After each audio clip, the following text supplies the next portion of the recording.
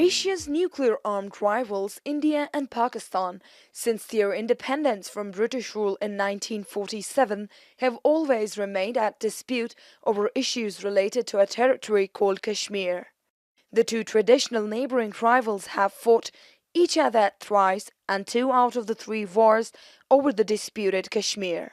Both claim the entire territory but rule it in parts, and it remains at the heart of their enmity.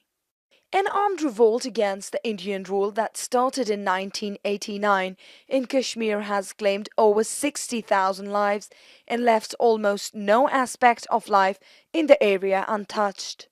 The armed groups fighting Indian rule in Kashmir are perceived to be backed by Pakistan. Each side claims itself to be right. India insists accession of Kashmir to India as final and complete, and hence Kashmir is an integral part of India.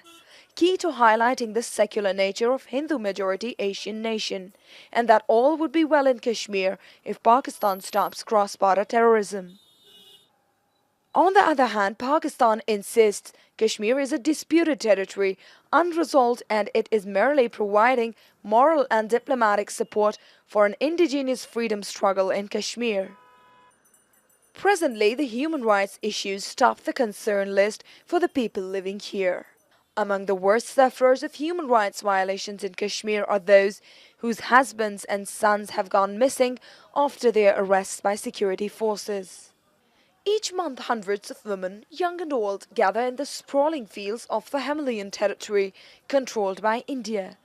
These women seek information about their loved ones that went missing years ago now, after they were taken away by government forces during the past 2 decades of bloody turmoil in the region, which claimed lives of tens of thousands of people, mostly civilians. Parveena Anger is a founder of the Association of Parents of Disappeared People, supported by lawyers and human rights activists in Kashmir. APDP is a union of the relatives of victims of enforced disappearance in Jammu and Kashmir. Back in early 90s, Parveena's son Javed Anger was abducted by Indian security forces and was never heard from again.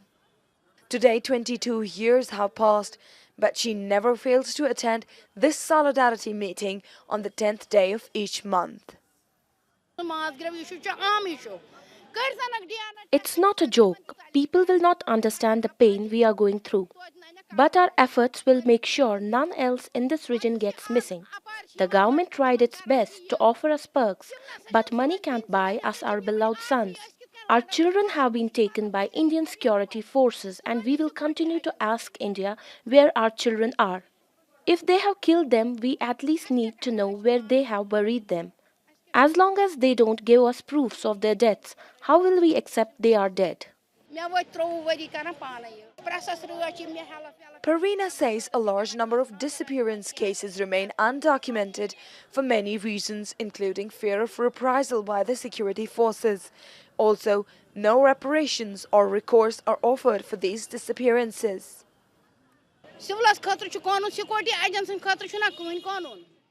They have been using all sorts of pressure tactics to shut our mouths, but we haven't given up so far. We know the culprits. Why doesn't the government book them and punish them? My case is languishing in the Indian Home Ministry since 1997, and it has a clear mention of culprit. India is giving its forces a free hand in Kashmir. But as long as I live, I will make sure to knock each door of justice to seeking our children. Rights groups have estimated that there are more than 8,000 men that have disappeared in Kashmir after being taken away by the state authorities. But the government has always denied the accusations, saying these men might have crossed over to Pakistan for arms trainings. These disappearances are of four kinds in Jammu and Kashmir. One are those, and that's the most number of people.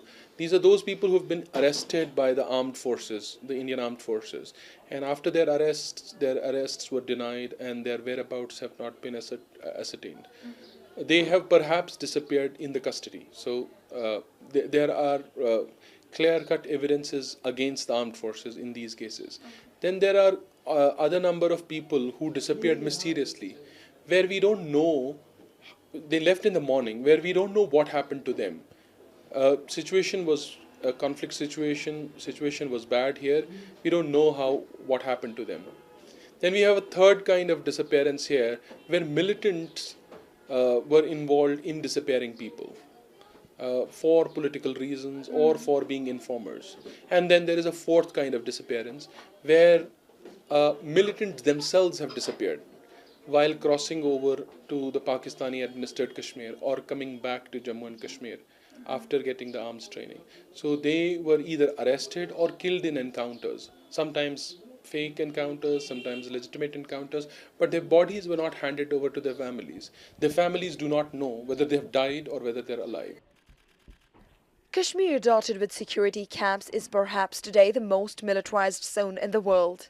Besides thousands of troops who are guarding a military-controlled line that divides Kashmir between South Asian neighbors, armed personnel are deployed in streets, towns, villages and hamlets surrounded by lofty snowy Himalayan peaks.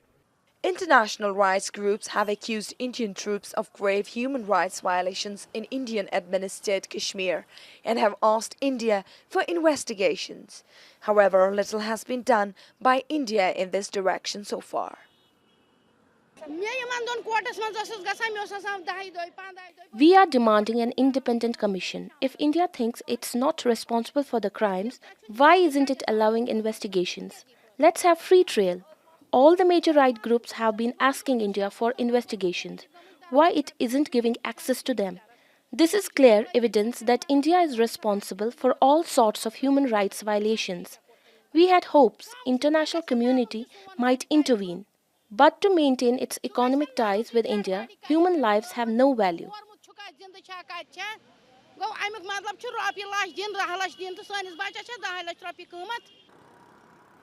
The turmoil of past 2 decades in this region gave birth to a new group in our society commonly known as half-widows. These are the women whose husbands have disappeared over a period of time, and because of the Islamic law, these women couldn't remarry, thus are facing the burden of being a single parent. The story of half widows is a story of honor, the story of resilience. And in Jammu and Kashmir, uh, though so far our estimates are there are 1,500 women, but you would see most of these women are suffering in a very bad way.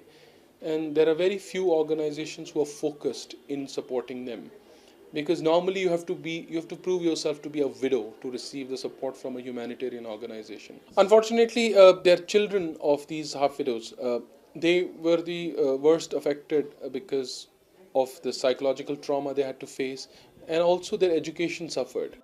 One such woman we met who is taking care of her 3 sons for the past 10 years now. Tahira's husband was a contractor who once left home for some work and never returned. It's not easy to be a single parent. I have faced the worst since he is not there. Two of my sons are in the orphanage and the youngest lives with me. Earlier, people used to give me charity, but now I worked here in this beauty clinic to make my living. I could not get support of my in-laws because my husband married me without their consent. And I know I'm not the only struggling. There are hundreds of women like me. We are just telling the government to help us locate our missing men, but they are not paying any attention to our demands. This clearly hints that government has some stakes in their disappearances. Indian authorities deny any systematic rights violations and say they investigate all the cases and punish those found guilty. The United Nations Commission on Human Rights established the working group in 1980 to assist families in determining the fate and whereabouts of disappeared relatives. India signed the International Convention for Protection of All Persons from Enforced Disappearance in February 2007. However, it failed to ratify the convention. Observers say such seething protests against human rights violations would endanger the world peace, and there can be no lasting political settlement in Kashmir unless human rights abuses which have fueled the insurgency are addressed. For the Real News Network, this is Shahana Bhatt in Indian-administered Kashmir.